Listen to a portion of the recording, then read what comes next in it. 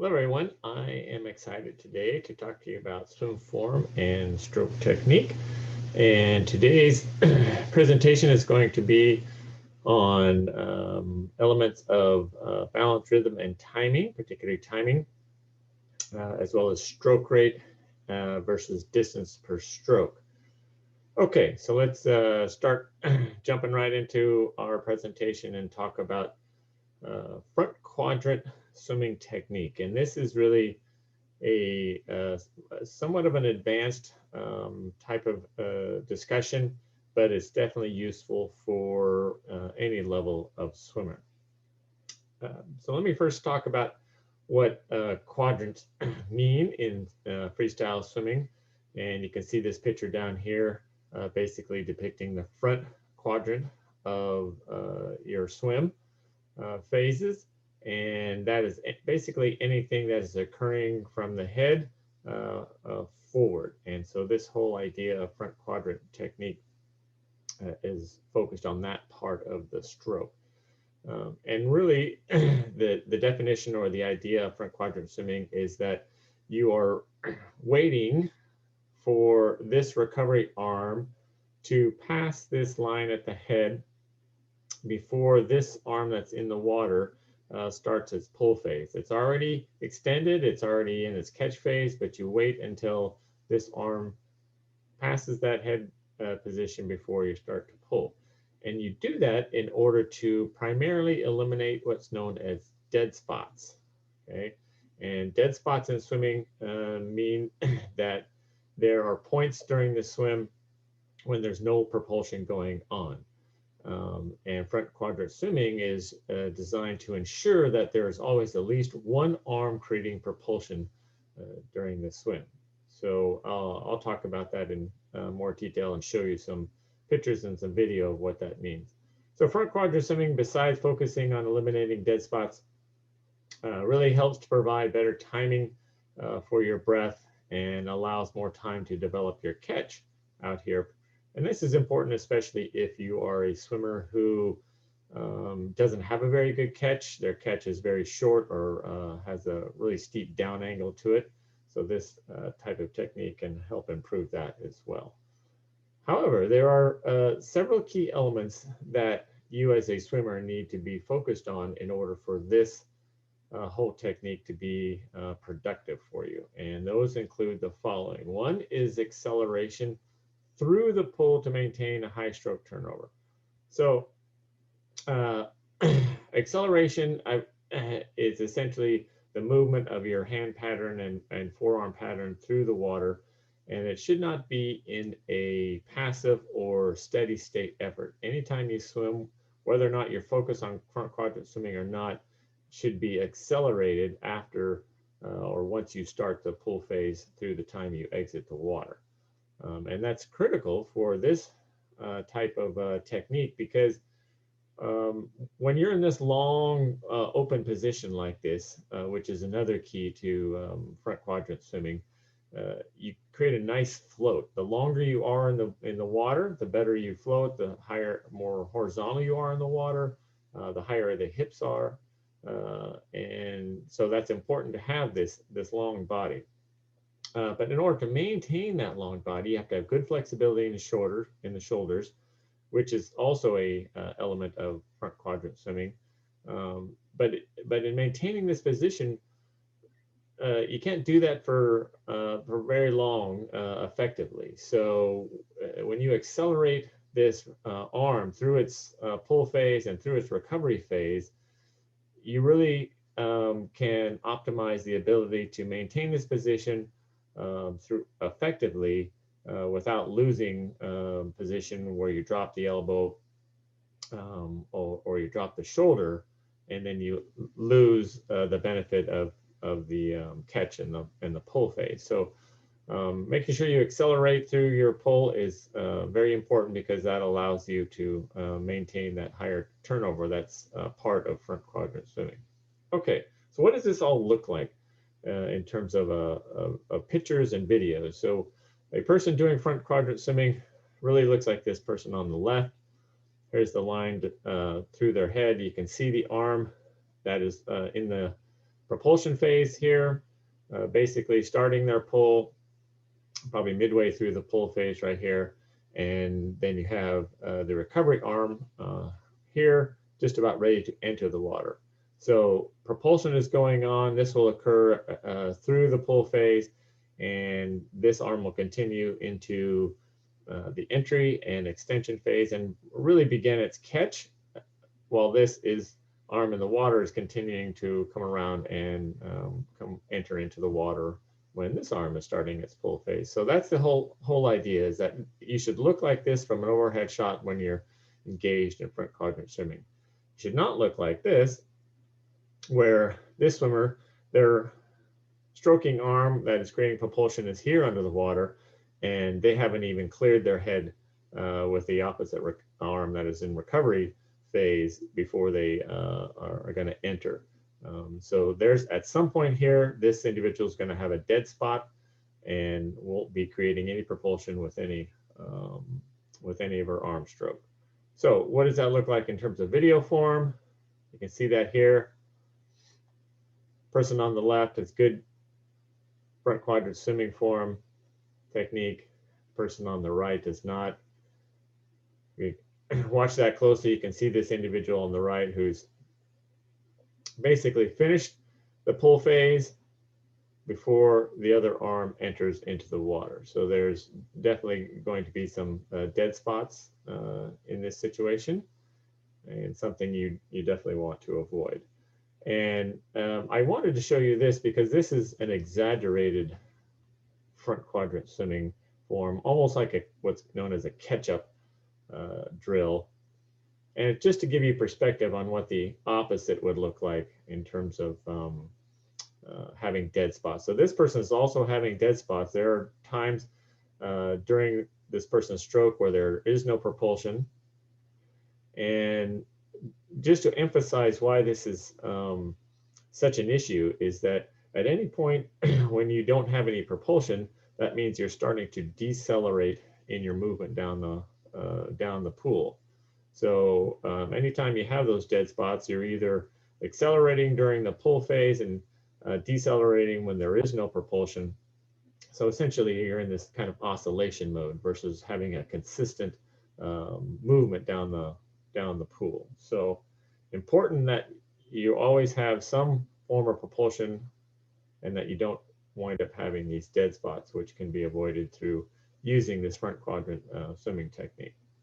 Okay, so in utilizing this this technique, obviously, like a lot of parts of your stroke and your kick, you can do drills to improve this. And again, I'm going to send out a handout that has all the drills listed here to enhance your front quadrant swimming technique. And so I'm not going to go into detail with each of these drills because that's what the handout will do.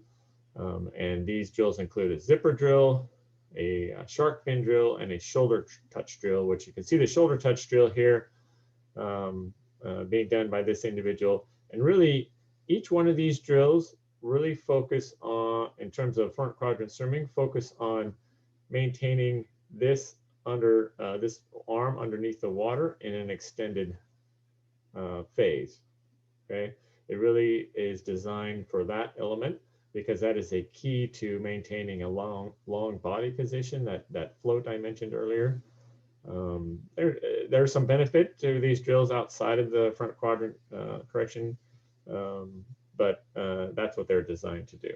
Okay, so I hope that makes sense to you. I hope you understand at least the basics of front quadrant swimming. And it's a little bit difficult to really judge how well you're doing with front quadrant swimming without getting filmed or having a coach on deck. But you can at least get a sense of how that is when you are swimming, because you can at least picture where your recovery arm should be relative to the arm that's in extended motion. So try to do that when you are doing your workouts. Okay, let's move on to stroke rate and distance per stroke and what that means for you as a swimmer. So stroke rate is really focused on the number of strokes you take a minute. Distance per stroke is really focused on the distance you travel each stroke. And the bottom line here is that you really need to find a balance between the two. Okay. And so you can see here in terms of what that looks like for swimmers, a long distance per stroke and a low stroke rate looks a lot like this. And if you were to look at the stroke rate for this individual, it's around 50 strokes a minute, which is very low. And I'll get into that here in a minute. Okay. This individual on the right has a higher stroke rate, but a very low distance per stroke. You can see there's not much extension here. They just really go right into almost a pull phase without any kind of extension as this individual has. So really they have opposite issues. And so there's no balance between the two. We need to increase the stroke rate for this individual, but we need to increase the distance per stroke for this individual.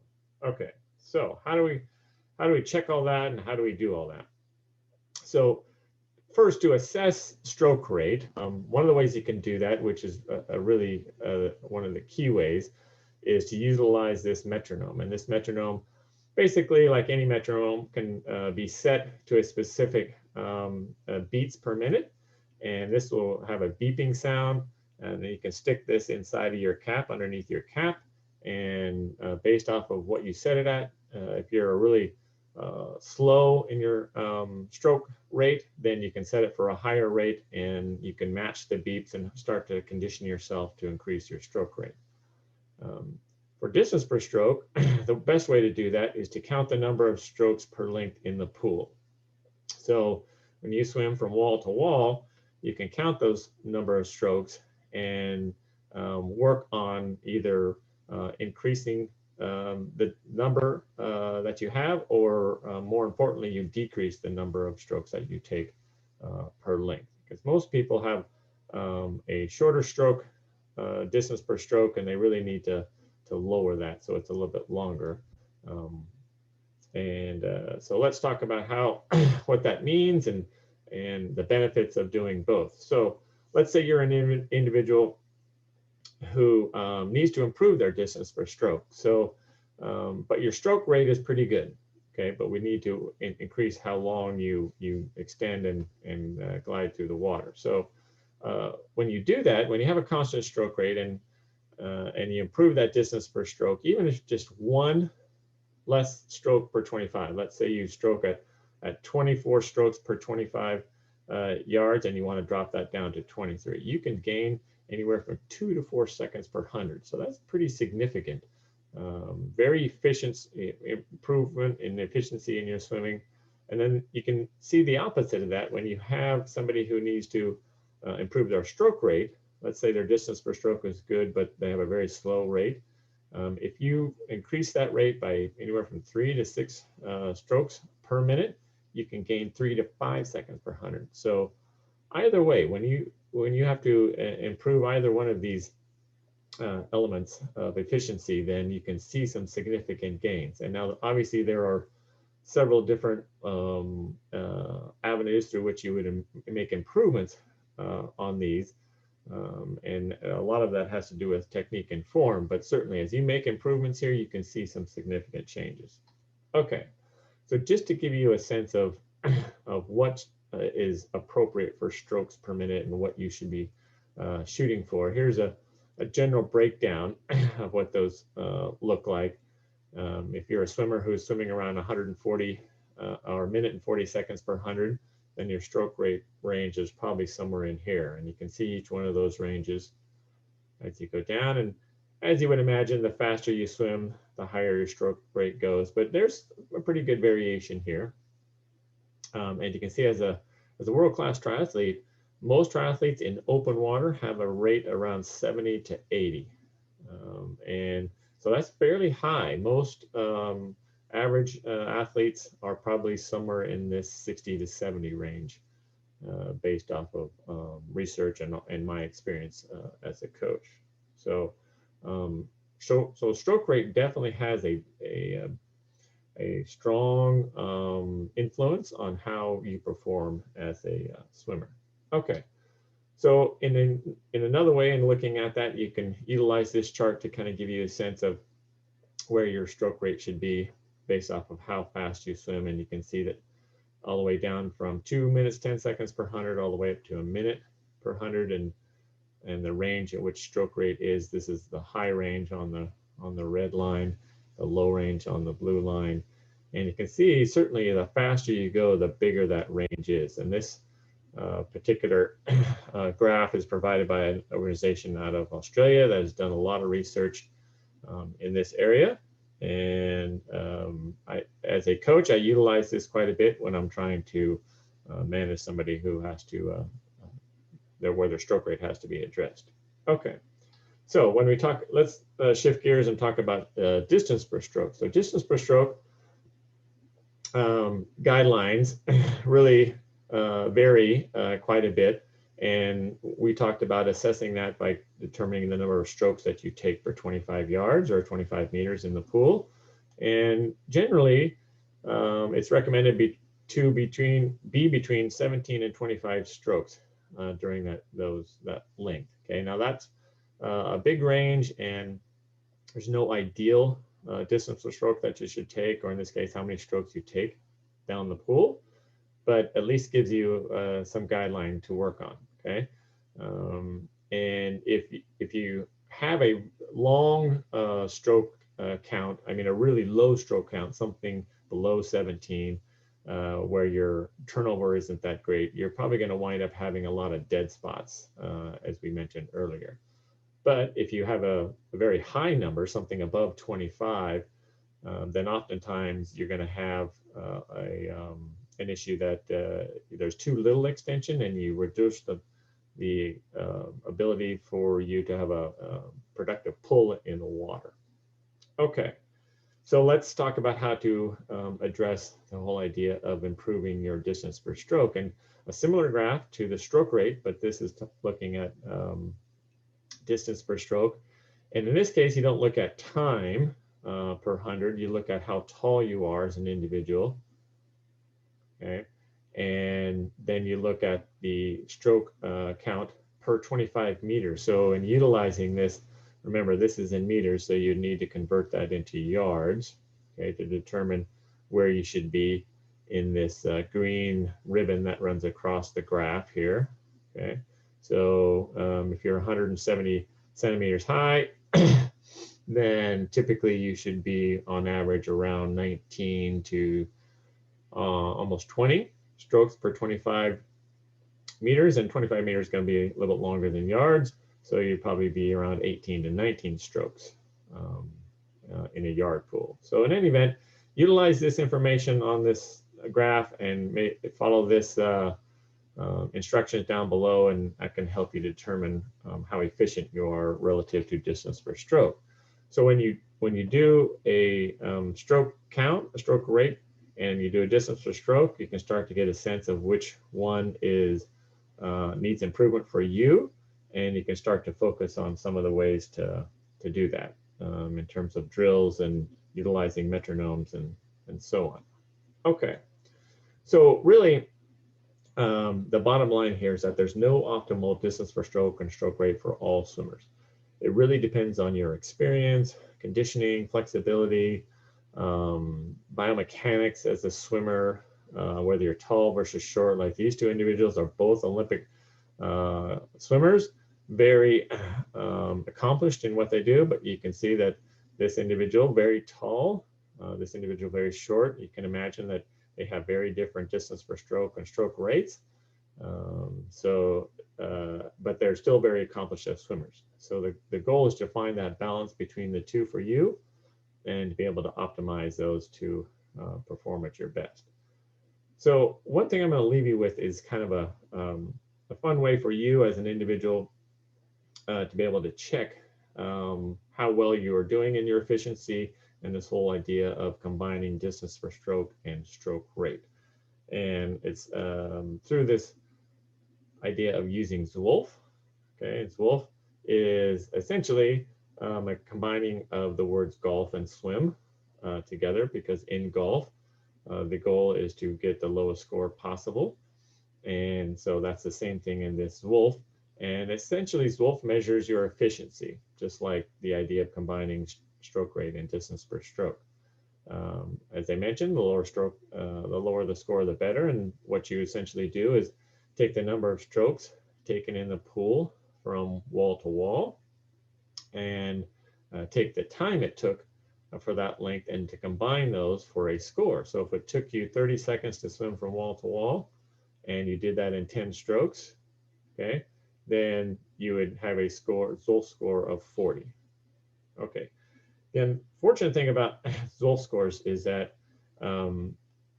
there's really no norms to these scores from swimmer to swimmer. So the goal for you is to really look at your own Zwolf scores in various distances that you swim, and to see what those are like, and to look for progress in those Zwolf scores as you swim. Because you can't really compare yourself against others, but it is a good basic measure to check progress and a basic tool to judge improvement by. So next time you're in the pool, start utilizing this Zwolf concept, and that can help you improve your efficiency and help you improve your self as a swimmer. Okay, so here, kind of just start to finish up with the presentation. You got good combination of distance per stroke and stroke rate that works best for you. So you can see a definite difference between a person who has a very long distance per stroke, but a very short stroke rate here, versus a very accomplished swimmer who has a nice combination of both. Okay, that concludes my presentation today, and good luck in your next workouts.